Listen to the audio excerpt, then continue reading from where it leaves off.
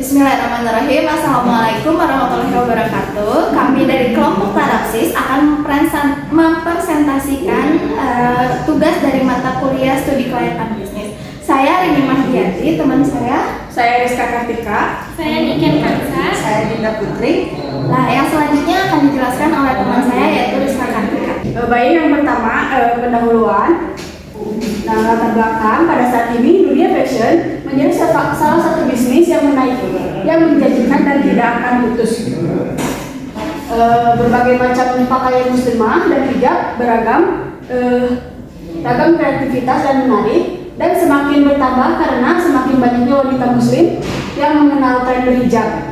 Nah, di Indonesia sendiri itu adalah salah satu negara yang memiliki penduduk dengan mayoritas beragama Islam, dengan pengguna fashion hijab terbanyak di lingkungan sekitarnya. Nah, yang kedua, gambaran umum perusahaan dan rencana pengembangan. Nah, nama perusahaan kita adalah Tarapsis Hijab. Nah, lalu kita menjual jenis usahanya adalah fashion hijab sendiri. Nah, untuk nama pemiliknya adalah Dina sendiri itu dibuat dari singkatan nama kita. Nah, perusahaan kita juga berlokasi di Koposayati, Margahayu, Bandung. Nah, ini logo perusahaan kita. Nah, sejarah perusahaan kami itu dimulai dari sekumpulan mahasiswa di FEB Unpas yang mendapatkan uang jajan tambahan dengan banyak dari teman-teman sekitar kami yang banyak memakai hijab. Sehingga memiliki ide untuk membuat brand kerudung yang bernama Tarapsis. Banyak varian hijab yang kami jual sehingga konsumen ingin membeli produk kami. Nah, visi misi perusahaan kami itu yang pertama ada visi menjadikan Tarapsis Hijab sebagai trend center hijab anak muda maupun orang tua yang fashionable dan menghasilkan produk-produk yang berkualitas. Lalu ada misi, kita memiliki 4 misi. Yang pertama, memberikan pelayanan yang terbaik. Yang kedua, berinovasi serta kreativitas menciptakan produk. Yang ketiga, mengutamakan bahan berkualitas. Yang keempat, memberikan aspirasi kepada muslimah untuk berhijab stylish dengan menjalankan syariat Islam. Nah, ada rencana pengembangan produk. Yang pertama adalah jenis produk.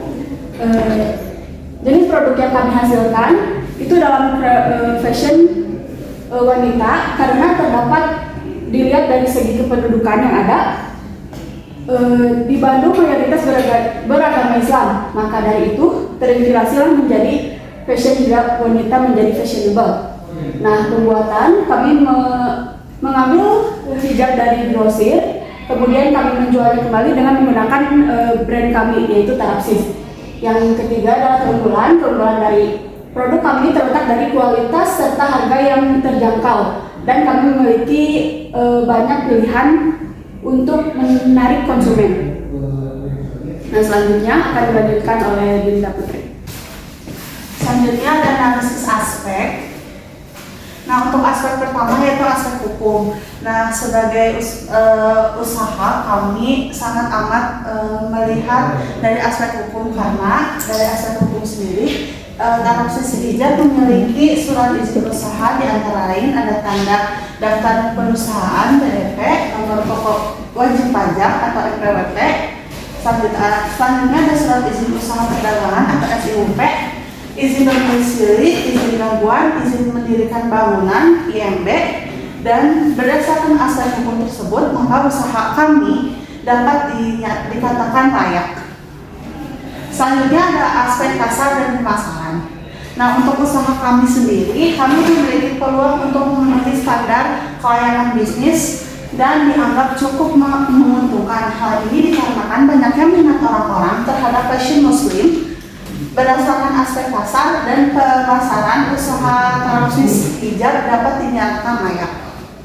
Selanjutnya ada aspek produksi atau operasi.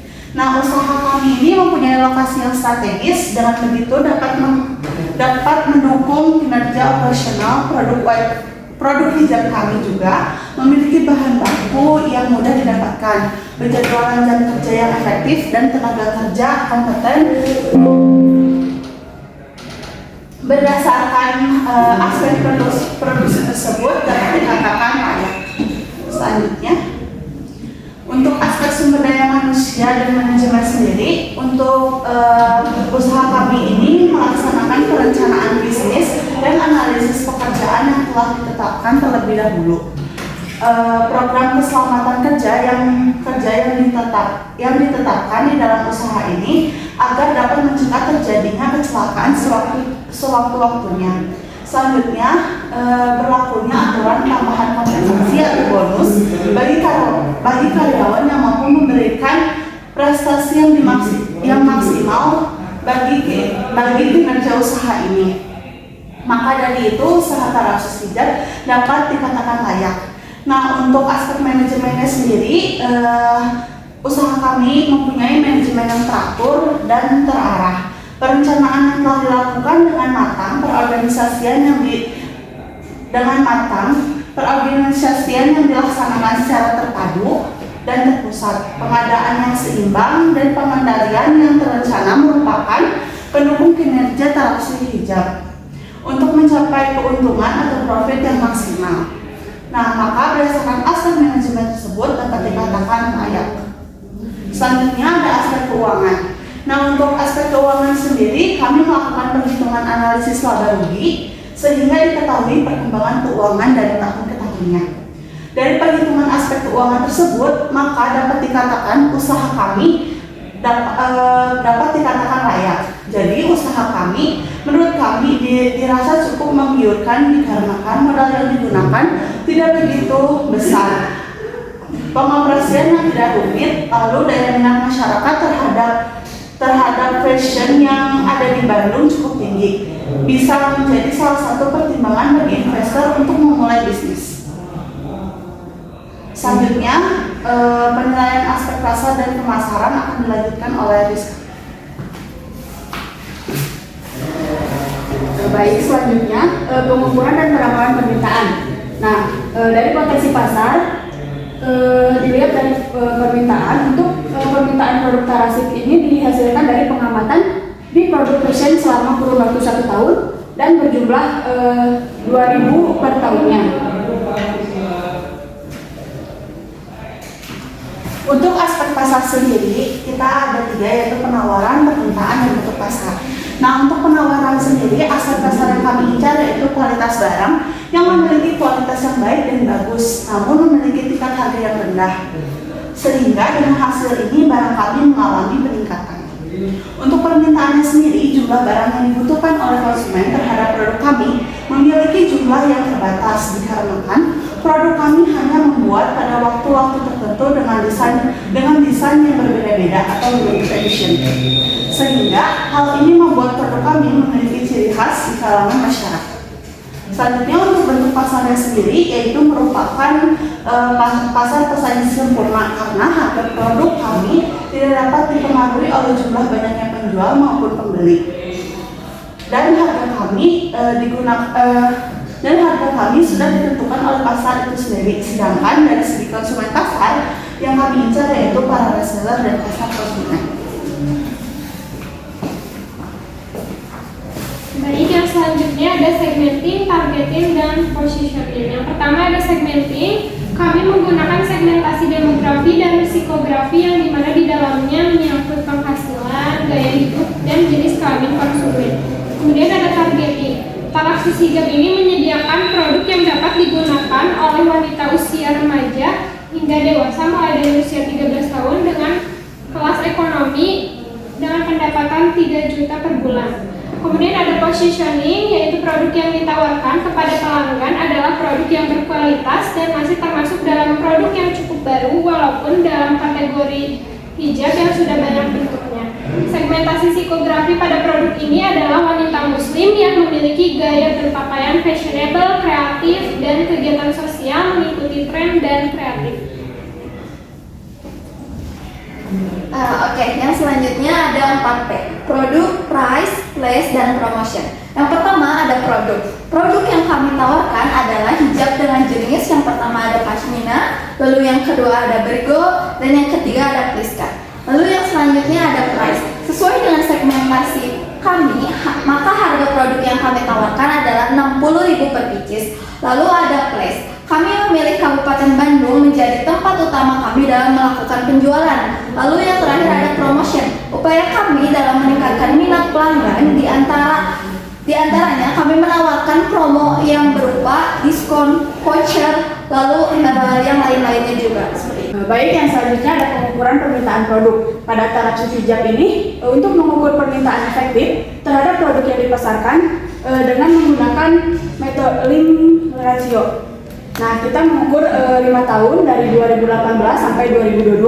Nah, pada pendapatan efektif 2018 itu sejumlah 20.877.714. 2019 itu 21.809.416. 2020 ada 21.095.868. 2021 itu ada 21.203.670. Pada 2022 ada 22.936. Nah, pada jumlah wanita berhijab pada tahun 2018 itu ada 5.595.770. Pada 2019 itu ada 7.536.240. Pada 2020 7.086.660. Pada 2021 7.101.540. Pada 2022 ada 7.104.920 dengan jumlah 34.420.930.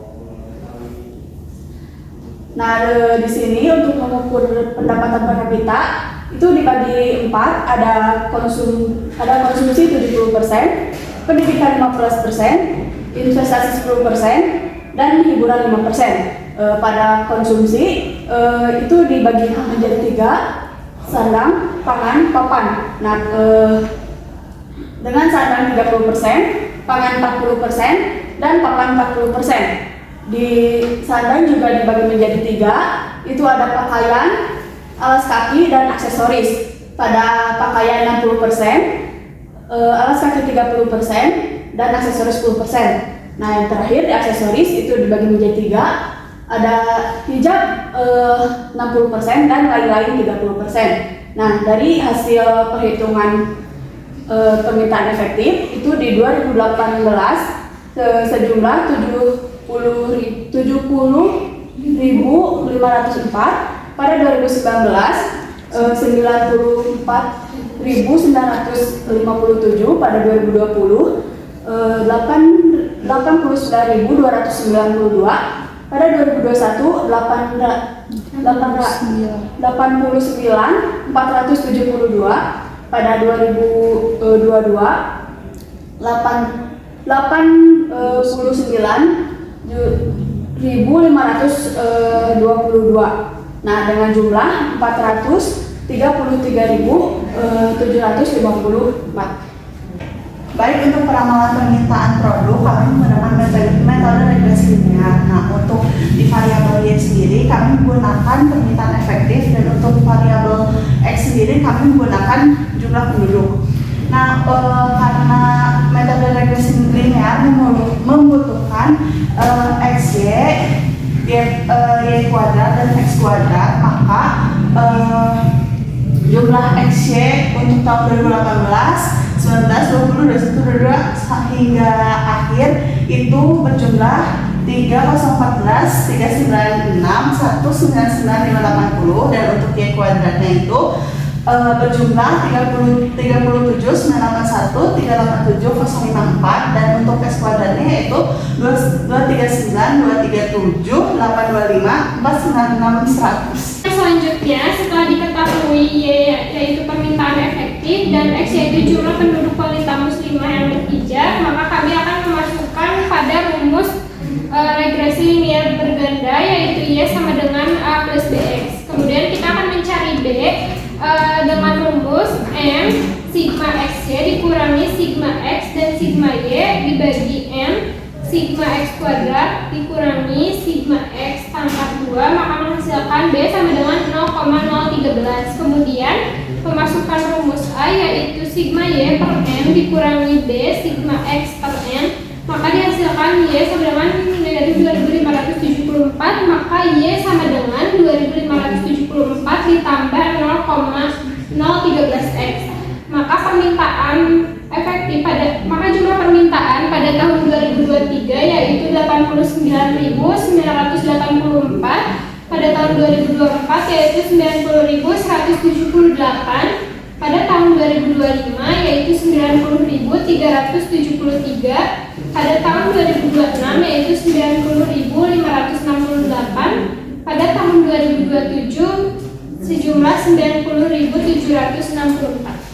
Nah, yang selanjutnya ada peramalan. Peramalan dari 5 tahun ke depan, yaitu dari tahun 2018 hingga tahun 2022, yaitu sebesar PE-nya untuk di tahun 2018 ada 70.504, di tahun 2019 94.957, lalu di tahun 2020 ada 89.292, lalu di tahun 2021 ada 89.479, lalu di tahun 2022 yaitu 89.522. Lalu untuk kita pesaing kita ada di 40%, jumlah pesaingnya itu ada 2, lalu menghasilkan jumlah dengan sebagai berikut. Lalu pasar potensial yang kami hasilkan pada tahun 2018 ada 14.101, di 2019 ada 11.099 lalu di tahun 2020 ada 17.858, lalu di tahun 2021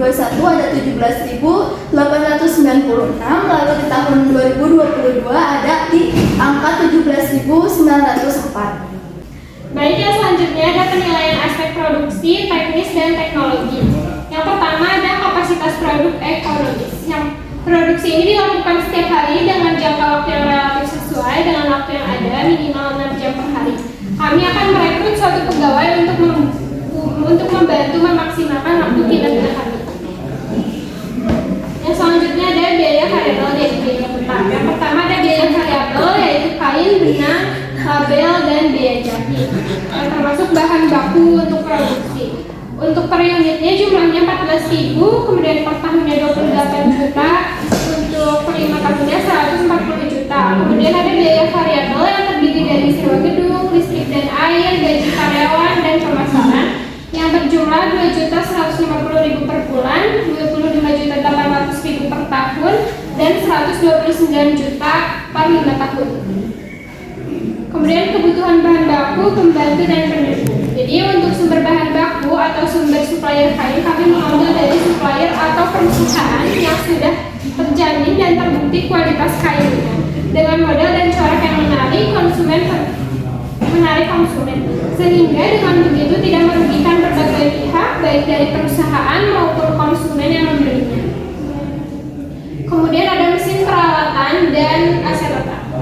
Yang pertama ada mesin jahit, kemudian setrika uap, papan setrika, meja, kursi, dan rak sejumlah 4.930.000. Kemudian ada jadwal pembangunan proyek. Dalam mendirikan tempat usaha, salah satu faktor yang mempunyai pengaruh besar adalah pemilihan lokasi yang tepat, di mana lokasi yang strategis atau berada di lingkungan keramaian dapat meningkatkan hasil penjualan menjadi lebih optimal. Berbanding lurus dengan pemasukan yang tinggi, lokasi yang strategis juga memerlukan biaya yang tinggi pula, misalnya untuk menyewa sebuah ruko atau membeli tanah dan bangunannya. Selanjutnya ada penilaian aspek keuangan. Nah, yang pertama ada kebutuhan modal kerja.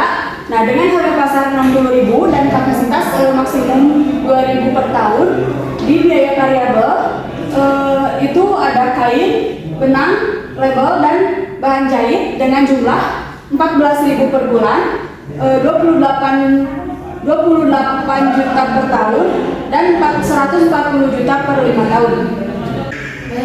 Nah, yang selanjutnya biaya tetap dengan sewa gedung, listrik dan air, gaji karyawan dan pemasaran.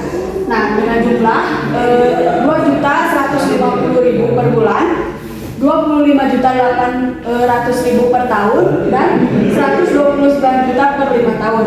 Nah, di aset tetap itu ada mesin jahit, setrika uap, papan setrika, meja, kursi dan rak dengan jumlah 4.930.000 dan penyusutan 1.145.000.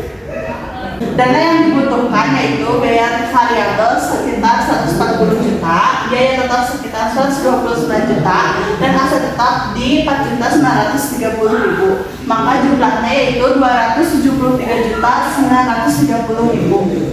Kami untuk dana yang dibutuhkan yaitu dari modal sendiri dan dari kredit bank. Untuk modal sendirinya itu kami mengambil 55% atau sebesar 150.661.500 dan kredit bank sebesar 45% yaitu sebesar 123.268.500. Untuk menghitung perhitungannya, kami memiliki rumus asal dengan M kali I per 1 min 1 plus I min N.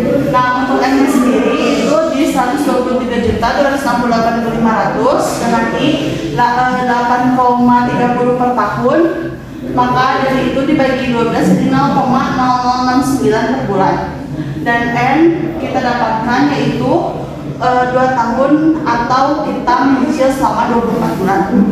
Nah, untuk tahun pertama kita memiliki saldo awal di 123.268.500 dengan pokok 2.175.019 dan bunga 850.553 dan jumlah 3.025.572. Dengan di tahun pertama pinjaman pokok yang didapatkan yaitu 27.113.877 dengan bunga 9.192.989 dan jumlah 36.306.865. Untuk tahun kedua yaitu dengan saldo awal 96.154.623 dengan pokok pinjaman di 2.362.105 dan bunga 663.467 dengan jumlah 3.025.572. Maka untuk di tahun kedua pokok pinjamannya yaitu 29.446.095 dengan bunga 6.860.771 dan jumlah 36.306.860. Kita akan menghitung tentang proyeksi laba rugi. Yang pertama ada harga jual di 60.000, lalu ada bahan baku per unit 12.000, lalu ada biaya tenaga kerja per unit itu 1.500, lalu untuk BOP-nya sendiri 4.200 dan untuk unit produksi normalnya itu ada di angka 2.000.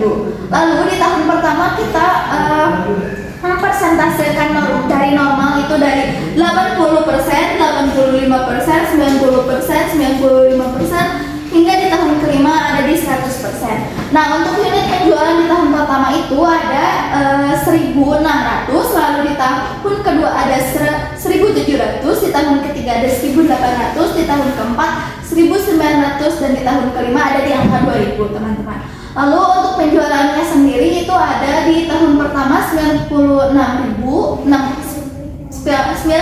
juta, lalu di tahun kedua ada 102 juta, di tahun ketiga ada 108 juta, di tahun keempat ada 114 juta dan di tahun kelima ada di 120 juta.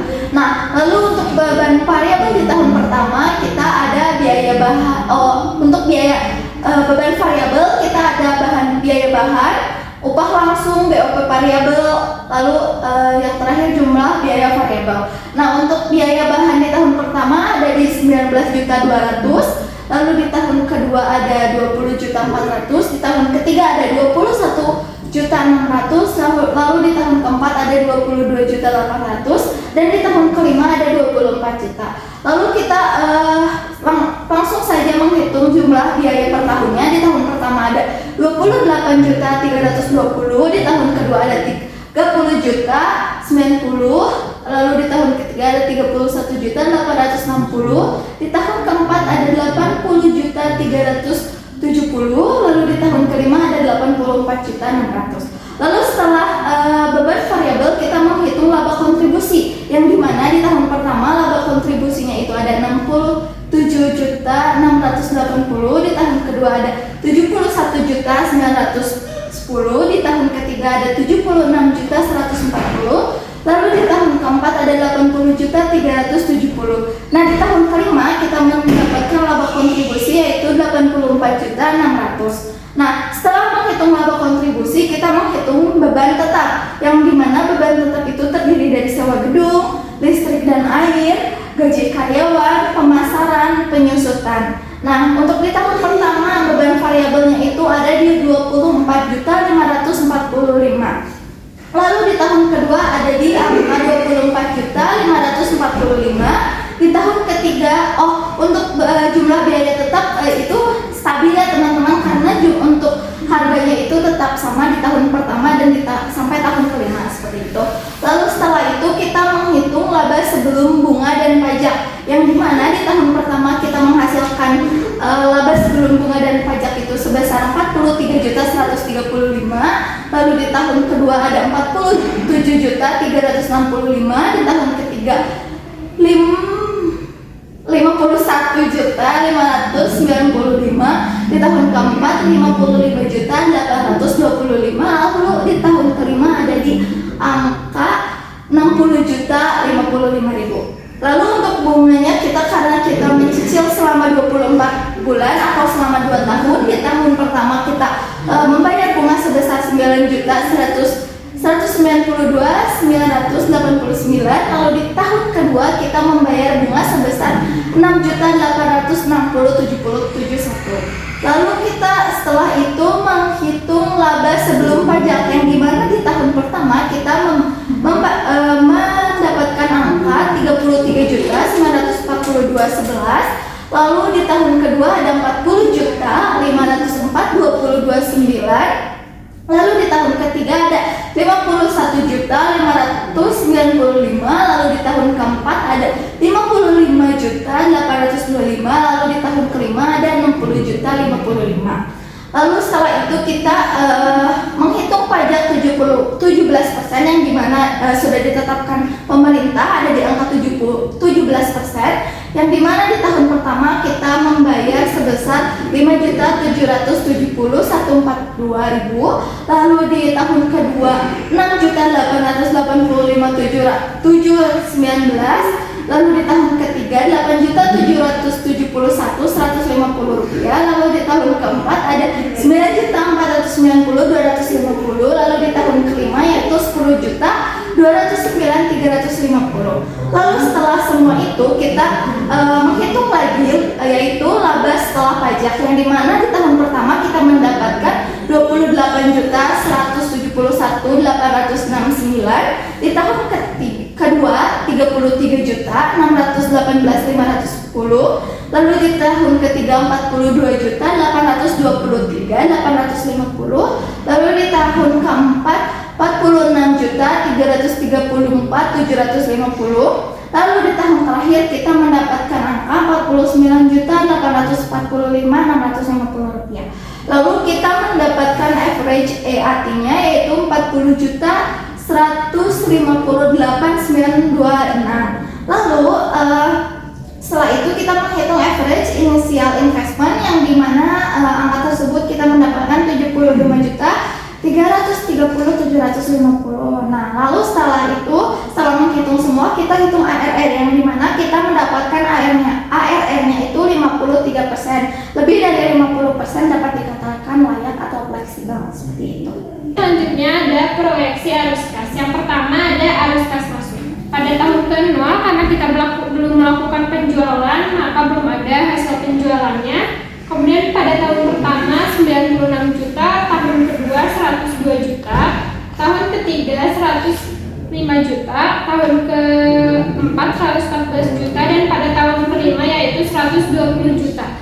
Kemudian ada arus kas keluar yang terdiri dari investasi, biaya bahan, upah langsung, BOP variabel, gaji karyawan, listrik dan air, beban pemasaran dan administrasi, sewa gedung, cicilan pokok, bunga, dan pajak. Pajak 17% ini merupakan pajak perusahaan. Nah, pada tahun ke-0 kita melakukan investasi sebesar 150 juta 661.500. Kemudian jumlah arus kas keluarnya pada tahun ke-0 yaitu 150 juta 661.500. Pada tahun pertama yaitu 93 juta 997.800. Pada tahun kedua yaitu 96 juta 882.585. Kemudian pada tahun ketiga 64 juta 231.150. Pada tahun keempat 66 juta 720.250. Dan pada tahun kelima yaitu 69 juta 209.350. Nah, sehingga dihasilkan arus kas bersih pada tahun ke-0 karena kita tidak ada penjualan dan melakukan investasi, maka hasilnya negatif 150 juta 661.500. Pada tahun pertama 2 juta 2.992. Pada tahun kedua yaitu 5 juta 117.415. Pada tahun ketiga 43 juta 768.850. Pada tahun keempat yaitu 47 juta 279.750. Dan pada tahun kelima yaitu 50 juta 790.650. Nah, kemudian kita menghitung payback periodnya. Jadi yang pertama itu arus kas masuknya negatif 150 juta 661.500. Kemudian pada tahun ke-1 terdapat penjualan 96 juta sehingga sisa investasinya negatif 54 juta 661.500. Kemudian pada tahun kedua itu masuk penjualan sebesar 102 juta rupiah, maka sisa investasinya sudah terbayar semua sehingga dihasilkan payback periodnya itu selama 1 tahun 6 bulan dan 13 hari, maka dapat dikatakan layak. Nah, selanjutnya kita menghitung NPV-nya. Yang pertama itu ada arus kas masuk, kemudian present value interest factor-nya itu 8,3%, maka NPV-nya itu pada tahun ke-0 negatif 150 juta 661.500. Pada tahun ke-1 yaitu 88 juta 642.699. Pada tahun ketiga 86 juta 964.751 dan seterusnya. Kemudian probability-nya 424 juta 44.659 dibagi 150 juta 661.500, maka dihasilkan probability-nya sebesar 2,815, maka dapat dikatakan layak. Kemudian setelah kami hitung IRR-nya itu berada di antara present value interest factor 60% dan 70%, maka IRR-nya itu ada di 62%, maka dapat dikatakan layak. Selanjutnya ada penilaian aspek manajemen. Nah, yang pertama kita membahas tentang kebutuhan tenaga kerja, yang dimana taraf sisijak membutuhkan tenaga kerja yang memiliki kemampuan, profesionalitas, dan pekerja keras. Untuk saat ini taraf sisijak membutuhkan tenaga kerja yaitu shopkeeper atau penjaga toko. Lalu shopkeeper bertugas untuk memberikan pelayanan kepada pelanggan, memasarkan produk dan menjaga kebersihan serta keamanan toko. Untuk menjalankan tugas operasional lainnya seperti manajemen keuangan, bagian gudang, manajemen pemasaran akan dikerjakan oleh anggota taraf sisijak sendiri. Nah, lalu ada perencanaan atau planning. Dalam perencanaan taraf sisijak memulai dengan survei pasar sampai pada proses penjualan. Pada tahap ini kami merencanakan bagaimana kami melakukan penjualan agar penjualan terus melakukan peningkatan sehingga memperoleh laba yang tinggi. kami akan melakukan promosi melalui media sosial dengan membuat katalog-katalog hijab yang menarik dan dapat diketahui oleh masyarakat luas. Lalu selain melakukan perencanaan pada penjualan, kami juga fokus pada kualitas hijab yang kami berikan agar penjualan tidak mengalami penurunan. Kami secara bertahap akan meningkatkan kualitas produk, melakukan inovasi, kreativitas pada toko terapsis hijab kami.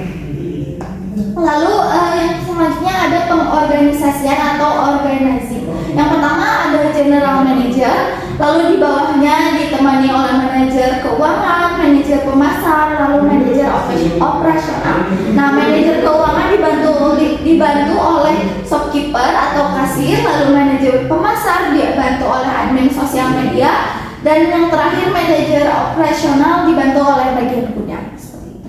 Lalu yang selanjutnya ada pengarahan atau aktuatif. Pada tahap pengarahan, kami menjalankan rencana yang telah kami susun pada tahap perencanaan dan mulai melaksanakan seluruh kegiatan yang telah direncanakan. Manajer harus melakukan komunikasi terhadap anggota tim untuk menjalankan visi dan misi perusahaan. Lalu ada pengawasan atau controlling. Pada tahap ini kami melakukan evaluasi seluruh tahapan yang telah dijalani oleh tim kami, mulai dari perencanaan, perorganisasian, hingga kendala apa saja sih yang terjadi selama proses berjalan. Setelah evaluasi, kami mencari solusi agar kendala-kendala tersebut menjadi teratasi, lalu dan melanjutkan kembali bisnis sesuai hasil evaluasi. Evaluasi dilakukan mingguan, kuarteran, dan semesteran seperti itu. Selanjutnya ada penilaian aspek hukum. Nah, di aspek hukum, usaha terapsis sudah memiliki beberapa surat izin usaha. Di antaranya ada izin domisili, ada surat izin usaha perdagangan, ada tanda daftar perusahaan, dan ada nomor pokok wajib pajak. Nah, berdasarkan hukum, maka perusahaan terapsis dikatakan layak atau fleksibel. Selanjutnya ada penilaian aspek ekonomi dan sosial. Nah, untuk aspek ekonomi sendiri, dengan berdirinya usaha kami, penyerapan tenaga kerja pada terapsis hijab dinilai cukup baik karena secara tidak langsung kami meningkatkan perekonomian khususnya para karyawan di Kabupaten Bandung karena mampu menyerap tenaga kerja sehingga mengurangi peningkatan pengangguran di Kabupaten Bandung. Yang selanjutnya ada aspek sosial. Masyarakat Kota Bandung. Satu, dua, tiga. Yang selanjutnya ada aspek sosial. Masyarakat Kabupaten Bandung ingin memiliki suatu tempat sektor usaha untuk memenuhi kebutuhannya dengan cara yang praktis, didapatkan dengan mudah, dan harga yang dapat dijangkau oleh masyarakat sekitar, khususnya wanita muslimah.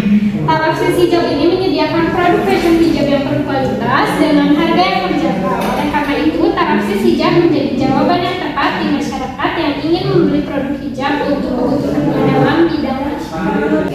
Nah, yang terakhir kita sampai di bab kesimpulan. Nah, dapat disimpulkan dari usaha kita. Yang pertama itu dari hasil analisis, terapsis hijab dapat memberikan hasil yang baik dan dapat dikatakan layak untuk dijalankan. Lalu yang kedua ada average rate of return-nya atau ARR. Berdasarkan perhitungan yang dilakukan, diperoleh ARR sebesar 53%. Lalu yang ketiga, payback period. Berdasarkan perhitungan yang dilakukan, diketahui bahwa payback periode kita selama 1 tahun, 6 bulan, dan 13 hari. Lalu yang keempat ada net present value atau NPV. Berdasarkan perhitungan yang dilakukan, diperoleh NPV sebesar sejumlah 273.363.159 rupiah, yang berarti bernilai positif atau lebih dari 0. Hal ini menunjukkan bahwa investasi tersebut layak. Lalu yang kelima ada probability index atau PI. Berdasarkan perhitungan yang dilakukan, diperoleh PI sebesar 2,815. Lalu yang terakhir IRR atau internal rate of return. Berdasarkan perhitungan yang dilakukan, diperoleh IRR sebesar 62%, yang berarti bisnis ini layak dilakukan. Mohon maaf apabila ada kesalahan kata atau perbuatan dari kami. Sekian dan terima kasih. Wassalamualaikum warahmatullahi wabarakatuh.